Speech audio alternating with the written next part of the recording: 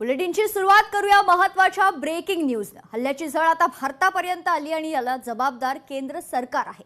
सरकारच्या चुकीच्या परराष्ट्र धोरणामुळे भारतात परिणाम होत आहेत, अशा शब्दात काँग्रेस नेते विजय वडेट्टीवार यांनी आरोप केले। अमेरिका मिळून जे इराण वार चाललेला आहे, हा याची झळ आता भारतापर्यंत पोहोचलेली आहे। हे या सरकारच्या चुकीच्या धोरणामुळे परराष्ट्र धोरण यांचं डोकंच नाहीये, परराष्ट्र धोरण कसं असावं चालवावं। त्यामुळे एकूणच हे सगळं आपण पाहिल्यानंतर अरे ज्या देशाच्या पंतप्रधानांना एवढं त्यांचं इंटेलिजन्स फेल्युअर असेल की ते 2 दिवसानंतर वार होणार आहे तरी ते जाऊन इस्रायलला सांगतात, तिथे भाषण करून येतात कि इस्राइल हमारा बाप है, हिंदुस्तान हमारी माँ है और हम लोग इस्राइल के साथ हैं, ऐसा डिक्लेअर करके इनको ट्रॅप किया गया। संगमनेर बसस्थानकासमोर शिवरायांचं स्मारक उभारण्यात आले। 4x6 मीटर जागा देण्याचा निर्णय मंजूर करण्यात आला, अशी माहिती आमदार सत्यजित तांबे यांनी दिली आहे।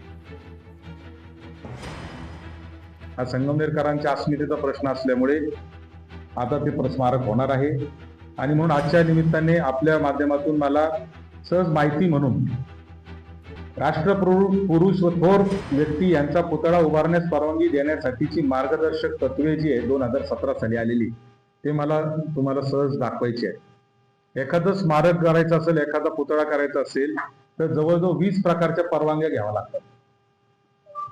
20 प्रकारच्या परवानग्या आहेत, सोपं काम नाही। अजूनही आपण जे शिवधनुष्य उचललेलं आहे ते काही तर सोपं नाहीये, त्याला वेळ लागणार आहे। उन्हाळ्यामुळे कलिंगडला मागणी वाढली। एकाच दिवशी 150 ते 200 गाड्यांची आवक पाहायला मिळते। उन्हाळ्याची तीव्रता वाढू लागल्याने आता फळांच्या मागणीतही मोठी वाढ होते।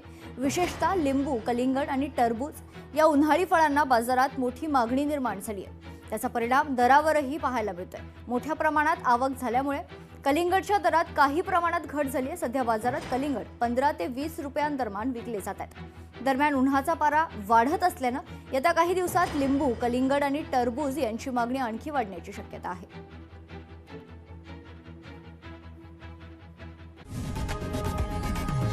लोकशाही मराठी ऐका, पहा, जागरूक रहा।